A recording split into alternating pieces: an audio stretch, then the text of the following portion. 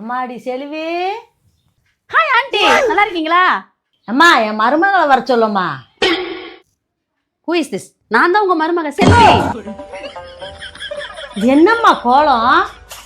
Trend aunty. Fashion aunty, அதெல்லாம் நீங்க நினைக்க கூடாது. அது அப்போ, இது இப்போ.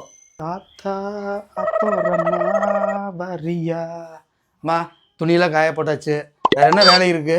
உள்ள பாத்திரம் விளக்கணும். விளக்கிறீங்களா? விலைக்கிட்டா போச்சு. அம்மா நீங்க எப்போ வந்தீங்க?